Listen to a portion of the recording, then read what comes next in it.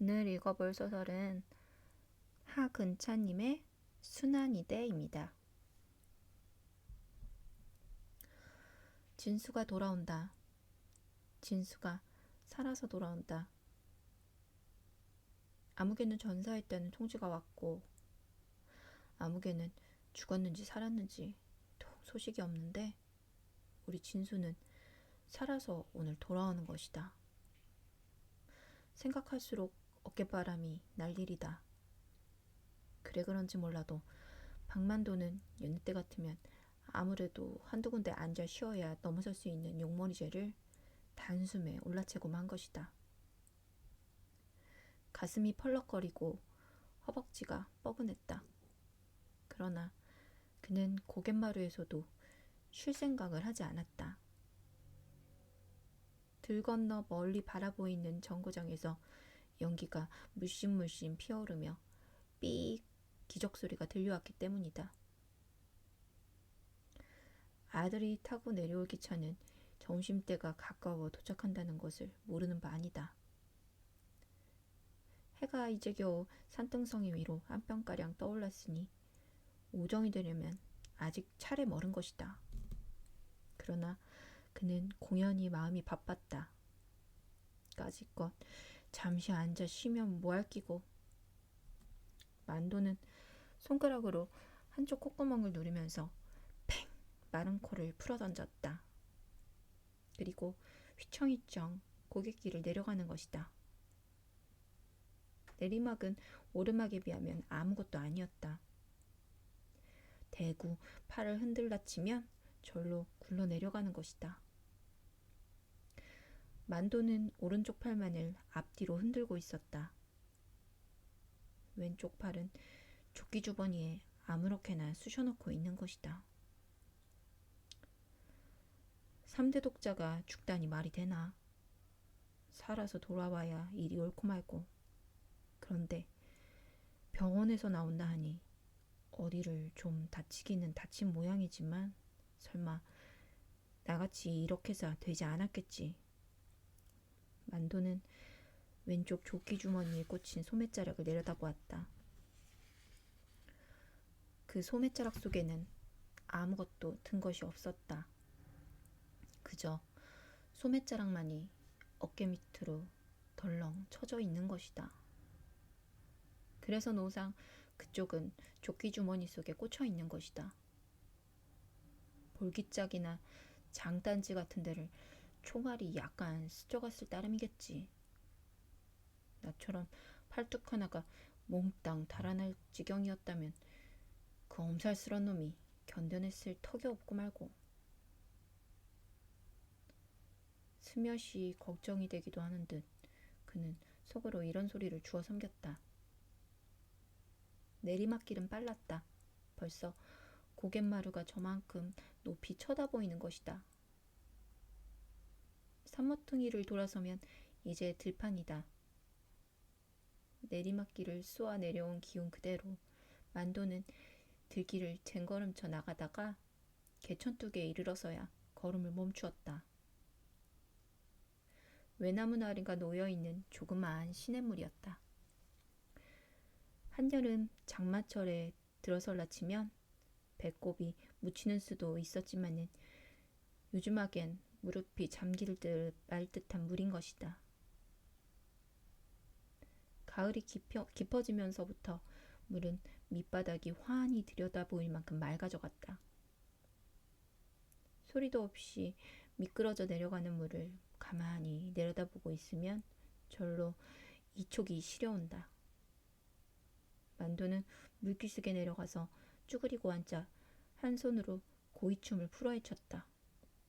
오줌을 찍 갈기는 것이다. 거울면처럼 맑은 물 위에 오줌이 가서 부글부글 끓어오르며 뿌연 거품을 이루니 여기저기서 물고기떼가 모여든다. 제법 엄지손가락만한씩 한 피리도 여러 마리다. 한 바가지 잡아서 회쳐놓고 한 잔 쭉 들이켰으면 군침이 목구멍에서 꿀꺽했다. 고깃대를 향해서 마른 코를 팽팽 풀어던지고 그는 외나무 다리를 조심히 디뎠다. 길이가 얼마 되지 않는 다리였으나 아래로 몸을 내려다보면 제법 아찔했다. 그는 이 외나무 다리를 퍽 조심한다. 언젠가 한번 읍에서 술이 꽤 되어가지고 흥청거리며 돌아오다가 물에 굴러떨어진 일이 있었던 것이다. 지나치는 사람이 없었기에 망정이지 누가 보았더라면 큰 웃음거리가 될 뻔했다. 발목 하나를 약간 접쳤을 뿐 크게 다친 데는 없었다. 이른 가을철이었기 때문에 옷을 벗어 2개 널어놓고 말릴 수는 있었으나 여간 창피스러운 것이 아니었다. 옷이 말짱 젖었다거나 옷이 마를 때까지 발가벗고 기다려야 한다거나 해서가 아니었다. 팔뚝 하나가 몽땅 잘라져 나간 흉측한 몸뚱이를 하늘 앞에 드러내놓고 있어야 했기 때문이다. 지나치는 사람이 있을라 치면 하는 수 없이 물속으로 뛰어들어가서 얼굴만 내놓고 앉아 있었다. 물이 선뜩해서 아래턱이 덜덜거렸으나 오그라붙는 사타구니를 한 손으로 꽉 움켜쥐고 버티는 수밖에 없었다.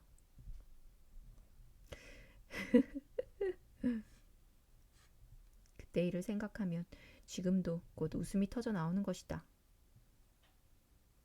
하늘로 쳐들린 콧구멍이 연방 벌렁거렸다. 개천을 건너서 논두렁길을 한참 부지런히 걸어가노라면 읍으로 들어가는 한 길이 나선다. 도로변에 먼지를 뿌옇게 덮어쓰고 도사리고 앉아있는 초가집은 주막이다.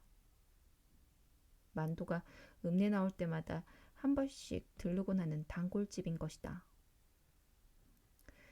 이 집 눈썹이 짙은 연편네와는 예사로 농을 주고받는 사이이다. 술방 문턱을 들어서며 만도가 서방님 들어가신다 하면 옆편네는 아이 문둥아 어서 오너라 하는 것이 인사처럼 되어 있었다. 만도는 여간 언짢은 일이 있어도 이 옆편네의 궁둥이 곁에 가서 앉으면 속이 절로 쑥 내려가는 것이었다. 주막 앞을 지나치면서 만도는 술방문을 열어볼까 했으나 방문 앞에 신이 여러 켤레 널려있고 방 안에서 웃음소리가 요란하기 때문에 돌아오는 길에 들르기로 하였다. 신장로에 나서면 금시 읍이었다. 만도는 읍 들머리에서 잠시 망설이다가 정거장 쪽과는 반대되는 방향으로 걸음을 옮겼다. 장거리를 찾아가는 것이었다. 진수가 돌아오는데 고등어나 한 손 사가지고 가야 될 거 아닌가 싶어서였다. 장날은 아니었으나 고깃전에는 없는 고기가 없었다. 이것을 살까 하면 저것이 좋아 보이고 그것을 사러 가면 또 그 옆에 것이 먹음직해 보였다.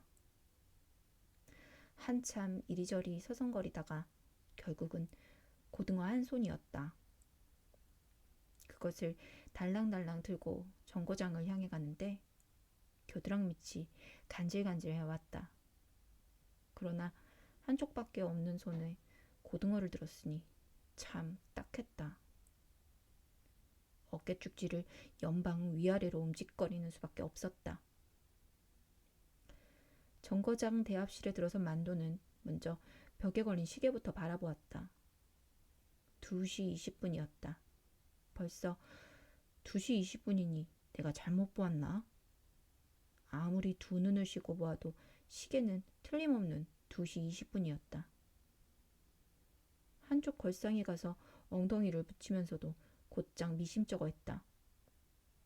2시 20분이라니 그럼 벌써 점심때가 겨웠단 말인가? 말도 아닌 것이다. 자세히 보니 시계는 유리가 깨어졌고 먼지가 꺼멓게 앉아 있었다. 그러면 그렇지 엉터리였다. 벌써 그렇게 되었을 리가 없는 것이다. 여보이소 지금 몇 신교? 맞은편에 앉은 양복쟁이한테 물어보았다. 10시 40분이요. 예, 그런겨. 만도는 고개를 굽시라고는 두 눈을 연방 껌뻑거렸다. 10시 40분이라. 보자. 그럼 아직도 1시간이나 너무 남았구나. 그는 안심이 되는 듯 휴 숨을 내쉬었다. 권련은 한 개 빼물고 불을 댕겼다. 정거장 대합실에 와서 이렇게 도사리고 앉아있노라면 만도는 곧잘 생각나는 일이 한 가지 있었다. 그 일이 머리에 떠오르면 등골을 찬 기운이 쫙 스쳐내려가는 것이었다.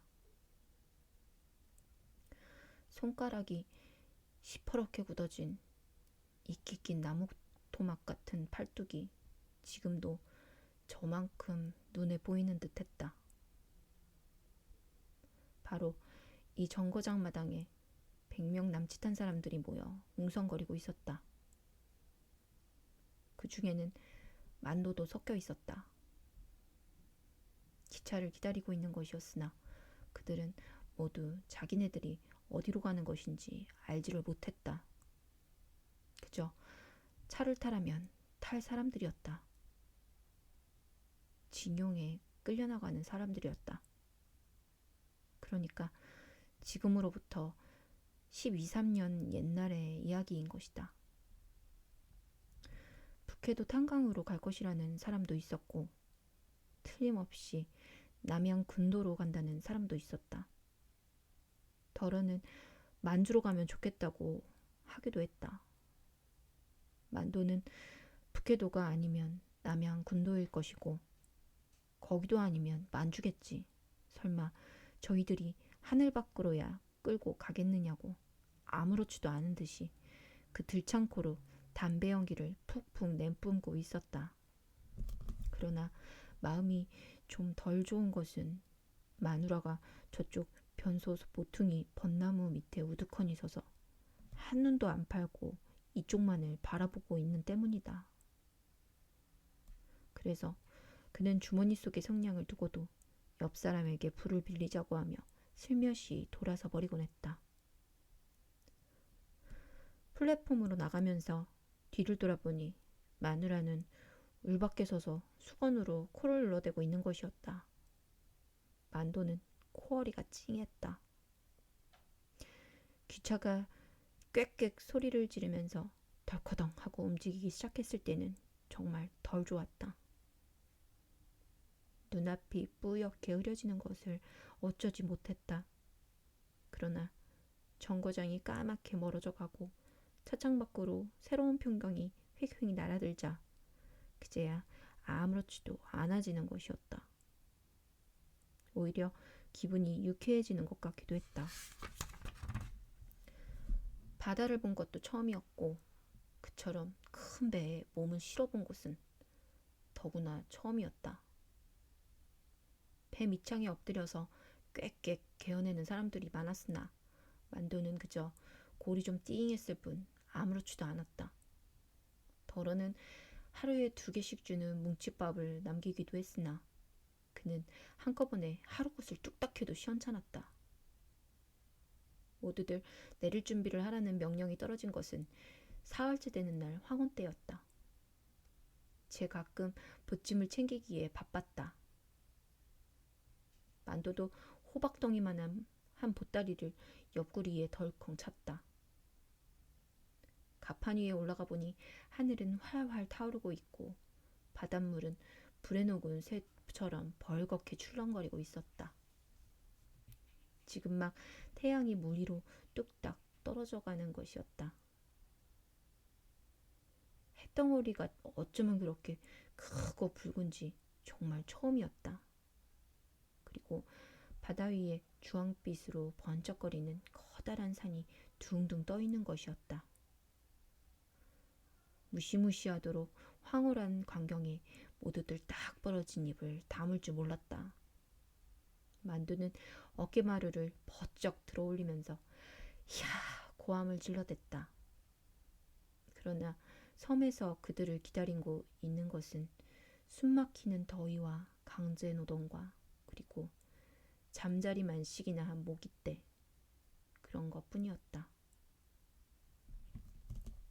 섬에다가 비행장을 닦는 것이었다. 모기에게 물려 혹이 된 자리를 벅벅 긁으며 비오듯 쏟아지는 땀을 무릅쓰고 아침부터 해가 떨어질 때까지 산을 허물어내고 흙을 나르고 하기란 고향에서 농사일에 뼈가 굳어진 몸에도 이만저만한 고역이 아니었다. 물도 입에 맞지 않았고 음식도 이내 변하곤 해서 도저히 견디어낼 것 같지가 않았다. 게다가 병까지 돌았다. 일을 하다가도 벌떡 자빠지기가 예사였다. 그러나 만도는 아침 저녁으로 약간씩 설사만 했을 뿐 넘어지지는 않았다.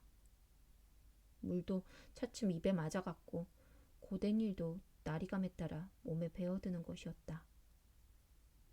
밤에 날개를 치며 몰려드는 모기떼만 아니면 그냥저냥 배겨내겠는데 정말 그놈의 모기들만은 질색이었다. 사람의 일이란 무서운 것이었다. 그처럼 험난하던 산과 산 틈바구니에 비행장을 닦아내고야 말았던 것이다. 허나 일은 그것으로 끝나는 것이 아니고 오히려 더 벅찬 일이 닥치는 것이었다.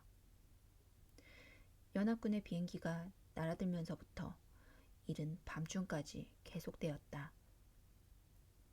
산허리에 굴을 파 들어가는 것이었다. 비행기를 집어넣을 굴이었다. 그리고 그 모든 시설을 다 굴 속으로 옮겨야 하는 것이었다. 여기저기 다이너마이트 튀는 소리가 산을 흔들어댔다. 앵앵앵 하고 공습경보가 나면 일을 하던 손을 놓고 모두가 굴바닥에 납작납작 엎드려 있어야 했다. 비행기가 돌아갈 때까지 그러고 있는 것이었다. 어떤 때는 그 1시간 가까이나 엎드려 있어야 하는 때도 있었는데 차라리 그것이 얼마나 편한지 몰랐다. 그래서 덜어는 공습이 있기를 은근히 기다리기도 했다. 때로는 공습경보의 사이렌을 듣지 못하고 그냥 일을 계속하는 수도 있었다. 그럴 때면 모두 큰 손해를 보았다고 야단들이었다. 어떻게 된 셈인지 사이렌이 미쳐 불기 전에 비행기가 산등성이를 넘어 달려드는 수도 있었다. 그런 때는 정말 질겁을 하는 것이었다. 가장 많은 손해를 입는 것도 그런 경우였다. 만도가 한쪽 팔뚝을 잃어버린 것도 바로 그런 때의 일이었다. 여느 날과 다름없이 글 속에서 바위를 허물어내고 있었다. 바위 틈서리에 구멍을 뚫어서 다이너마이트를 장치하는 것이었다. 장치가 다 되면 모두 바깥으로 나가고 한 사람만 남아서 불을 댕기는 것이다. 그리고 그것이 터지기 전에 얼른 밖으로 뛰어나와야 되었다.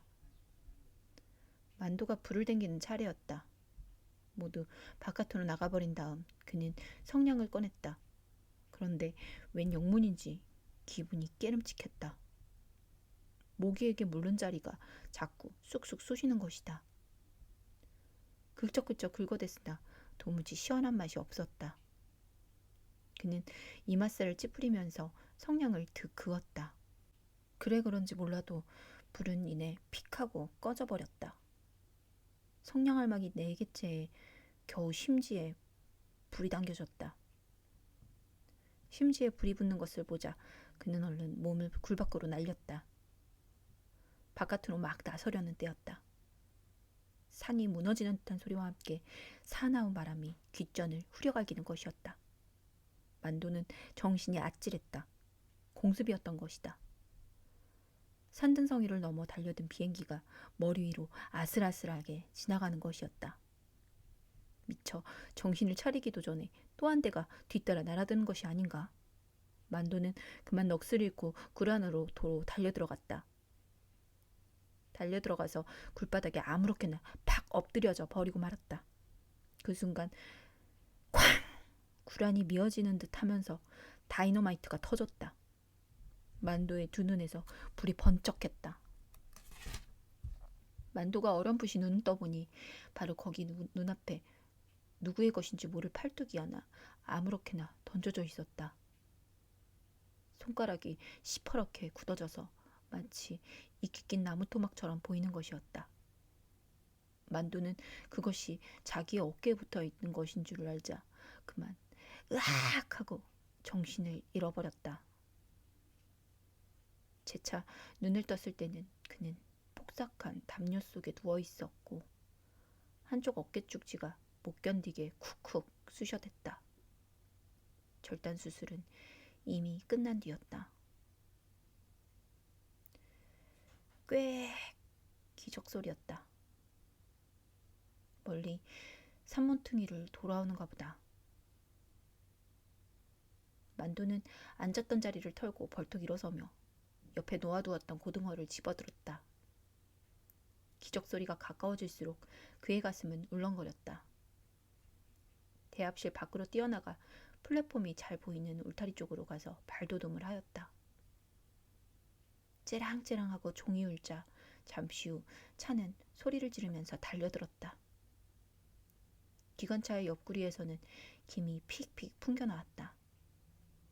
만도의 얼굴은 바짝 긴장되었다. 시커먼 열차 속에서 꾸역꾸역 사람들이 밀려나왔다. 꽤 많은 손님이 쏟아져 내리는 것이었다. 만도의 두 눈은 곧장 이리저리 굴렀다. 그러나 아들의 모습은 쉽사리 눈에 띄지 않았다.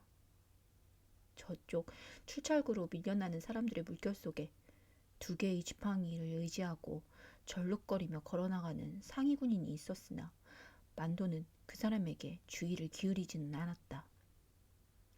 기차에서 내릴 사람은 모두 내렸는가 보다. 이제 미처 차에 오르지 못한 사람들이 플랫폼을 이리저리 서성거리고 있을 뿐인 것이다. 그놈이 거짓으로 편지를 띄었을 리는 없을 건데 만도는 자꾸 가슴이 떨렸다. 이상한 일이다 하고 있을 때였다. 분명히 뒤에서 아버지!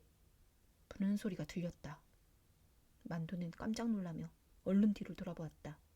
그 순간 만도의 두 눈은 무섭도록 크게 떠지고 입은 딱 벌러졌다. 틀림없는 아들이었으나 옛날과 같은 진수는 아니었다. 양쪽 겨드랑이에 지팡이를 끼고 서 있는데 스쳐가는 바람결에 한쪽 바지가랑이가 펄럭거리는 게 아닌가.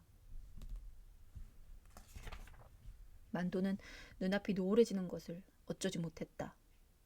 한참 동안 그저 멍멍하기만 하다가 코어리가 찡해지면서 두 눈에 뜨거운 것이 핑 도는 것이었다.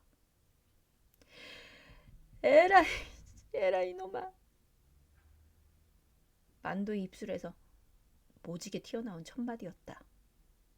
떨리는 목소리였다. 고등어를 든 손이 불끈 주먹을 쥐고 있었다. 이기 무슨 꼴이고 이기. 아버지 이놈아 아이고 이놈아. 만도의 들창코가 크게 벌렁거리다가 훌쩍 물코를 들이마셨다. 진수의 두 눈에서는 어느 결에 눈물이 꾀재재하게 흘러내리고 있었다. 만도는 모든 게 진수의 잘못이기나 한 듯 험한 얼굴로 가자 어서 무뚝뚝한 한마디를 내던지고는 성큼성큼 앞장을 서 가는 것이었다. 진수는 입에서 내려와 묻는 짭짤한 것을 혀끝으로 날름 얕아버리면서 절름절름 아버지의 뒤를 따랐다. 앞장서 가는 만도는 뒤따라오는 진수를 한 번도 돌아보지 않았다. 한눈을 파는 법도 없었다. 무겁디 무거운 짐을 진 사람처럼 땅바닥만을 내려다보며 이따금 끙끙거리면서 부지런히 걸어만 가는 것이다. 지팡이에 몸을 의지하고 걷는 진수가 성한 사람의 게다가 부지런히 걷는 사람의 걸음을 당해낼 수는 도저히 없었다. 한 걸음 두 걸음씩 뒤지기 시작한 것이 그만 작은 소리로 불러서는 들리지 않을 만큼 떨어져 버리고 말았다. 진수는 목구멍을 왈칵 넘어오려는 뜨거운 기운을 꾹 참느라고 어금니를 야물게 깨물어 보기도 하였다. 그리고 두 개의 지팡이와 한 개의 다리를 열심히 움직여대는 것이었다.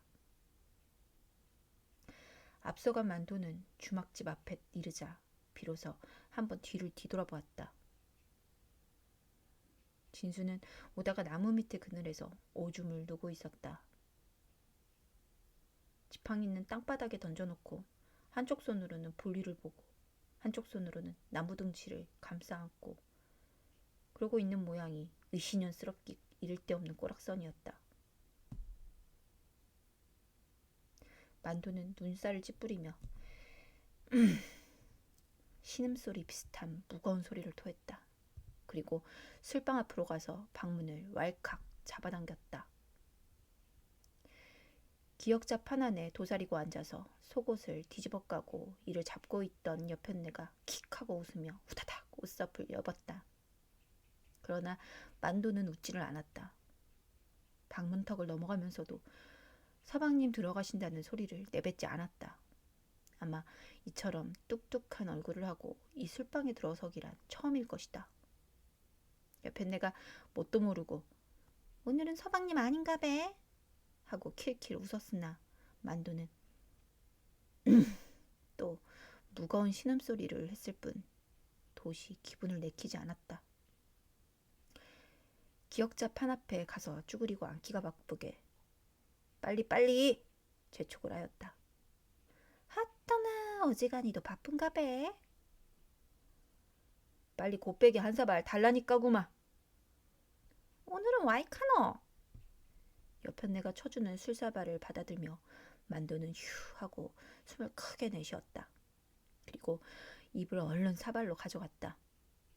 꿀꿀꿀 잘도 넘어가는 것이다. 그 큰 사발을 단숨에 비워버리고는 도로 여편네 눈앞으로 불쑥 내밀었다. 그렇게 거들빼기로 석 잔을 해치우고사 으윽 하고 개트름을 하였다. 여편네가 눈을 휘둥그레 해가지고 혀를 내둘렀다. 빈속에 술을 그처럼 때려 마시고 보니 금세 두 눈덩이가 확확 달아오르고 귓불이가 발갛게 익어갔다. 술기가 얼큰하게 돌자 이제 좀 속이 풀리는 성 싶어 방문을 열고 바깥을 내다보았다. 진수는 이마에 땀을 척척 흘리면서 저만큼 오고 있었다. 진수야! 버럭 소리를 질렀다. 이리 들어와 보래. 진수는 아무 대기도 없이 어기적 다가왔다. 다가와서 방문턱에 걸터 앉으니까 여편네가 보고 방으로 좀 들어있어 하였다. 여기 조심더. 그는 수세미 같은 손수건으로 이마와 코 언저리를 아무렇게나 훔친다. 마 아무데서나 묵으라. 저 국수 한 그릇 말아주소. 야. 곱빼기로 잘 좀. 참지름도 치소. 알았는겨? 야. 여편네는 코로 휘죽 웃으면서 만도의 옆구리를 살짝 꼬집고는 속구리에서 삶은 국수 두 뭉텅이를 집어넣었다. 진수가 국수를 훌훌 끓어넣고 있을 때 여편네는 만도의 귓전으로 얼굴을 살짝 갖다 댄다. 아들이가. 만도는 고개를 약간 앞뒤로 끄덕거렸을 뿐 좋은 기색을 하지 않았다. 진수가 국물을 훌쩍 들이마시고 나자 만도는 한 그릇 더 물래 하였다. 아니 예. 한 그릇 더 묵지 와. 고만 묵을랍니다. 진수는 입술을 싹 닦으며 푸시시 자리에서 일어났다. 주막을 나선 부자는 논두렁길로 접어들었다. 아까와 같이 만도가 앞장을 서는 것이 아니라 이번에는 진수를 앞세웠다. 지팡이를 짚고 찌끄둥 앞서가는 아들의 뒷모습을 바라보며 팔뚝이 하나밖에 없는 아버지가 느릿느릿 따라가는 것이다. 손에 매달린 고등어가 대구 달랑달랑 춤을 추었다. 너무 급하게 들이마셔서 그런지 만도의 뱃속에는 우글우글 술이 끓고 다리가 휘청거렸다. 콧구멍으로 더운 숨을 훅훅 내불어보니 정신이 아른해서 역시 좋았다. 진수야. 예. 니 어째다가 그래 됐노? 전쟁하다가 일이 안 되십니까? 수류탄 쪼가리에 맞아심도. 수류탄 쪼가리에? 예. 얼른 낫지 않고 막 썩어 들어가기 때문에 군의관이 잘라버립디다. 병원에서 예. 아버지, 와, 이래가지고 어째 살까 싶습니다. 어째 사긴 뭘 어째 살아. 목숨만 붙어있으면 다 사는 기다. 그런 소리 좀 하지 마라. 나 봐라. 팔뚝이 하나 없어도 잘만 안 사나. 남 봄에 덜 좋아 그렇지. 살기사 와 못 살아. 차라리 아버지같이 팔이 하나 없는 편이 낫겠어 얘. 다리가 없어 노니 첫째 걸어댕기기에 불편해서 떡 죽겠심더. 야야 안 그렇다. 걸어댕기기만 하면 뭐하노. 손을 지대로 놀려야 일이 뜻대로 되지. 그럴까 얘. 그렇다니까. 그러니까 집에 앉아서 할 일은 네가 하고 나 댕김에 할 일은 내가 하고 그러면 안 되겠나? 그제?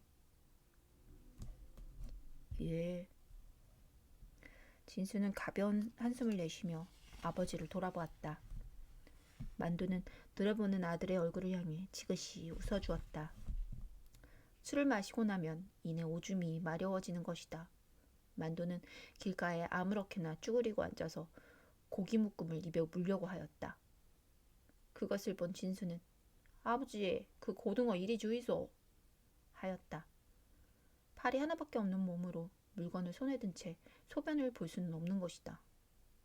아버지가 분리를 마칠 때까지 진수는 저만큼 떨어져 서서 지팡이를 한쪽 손에 모아쥐고 다른 손으로 고등어를 들고 있었다. 볼일을 다 본 만도는 얼른 가서 아들의 손에서 고등어를 다시 받아든다. 개천둑에 이르렀다. 외나무 다리가 놓여있는 그 시냇물이다. 진수는 슬그머니 걱정이 되었다. 물은 그렇게 깊은 것 같지 않지만 밑바닥이 모래흙이어서 지팡이를 짚고 건너가기가 만만할 것 같지 않기 때문이다. 외나무 다리는 도저히 건너갈 재주가 없고 진수는 하는 수 없이 두개 퍼지고 앉아서 바짓가랑이를 걷어올리기 시작했다. 만두는 잠시 멀뚱히 서서 아들이 하는 양을 내려다보고 있다가 진수야 그만두고 자 엎자 하는 것이었다. 엎고 건너면 일이 다 되는 거 아이가. 자 이거 받아라. 고등어 묶음을 진수 앞으로 민다. 진수는 퍽 난처해 하면서 못 이기는 듯이 그것을 받아들었다. 만두는 등허리를 아들 앞에 갖다 대고 하나밖에 없는 팔을 뒤로 버쩍 내밀며 자 어서 했다. 진수는 지팡이와 고등어를 각각 한 손에 쥐고 아버지의 등허리로 가서 슬그머니 엎혔다. 만두는 팔뚝을 뒤로 돌리면서 아들의 하나뿐인 다리를 꼭 안았다. 그리고 팔로 내 몸을 감아야 될 기다 했다. 진수는 무척 황송한 듯 한쪽 눈을 찍 감으면서 고등어와 지팡이를 든 두 팔로 아버지의 굵은 목덜미를 부둥켜 안았다. 만두는 아랫배에 힘을 주며 끙 하고 일어났다. 아랫도리가 약간 후들거렸으나 걸어갈 만은 했다. 외나무 다리 위로 조심조심 발을 내디디며 만두는 속으로 이제 새파랗고 젊은 놈이 벌써 이게 무슨 꼴이고 세상을 잘못 만나서 진수 니 신세도 참 똥이다 똥 이런 소리를 주워 섬겼고 아버지의 등에 엎인 진수는 곧장 미안스러운 얼굴을 하며 낙거정 이렇게 되다니 아버지도 참 보기 더럽게 없지.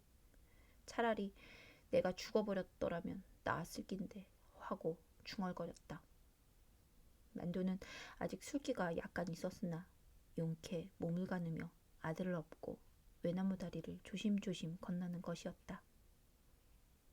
눈앞에 우뚝 솟은 용머리재가 이 광경을 가만히 내려다보고 있었다. 하근찬님의 순환이대였습니다. 사투리가 많아서 어려운 단어가 많아, 아니 어려운 옛날 말 그리고 사투리 때문에 중간중간 조금 어색했지만 그래도 열심히 읽었으니까 잘 들어주길 바래요. 그럼 잘 자요.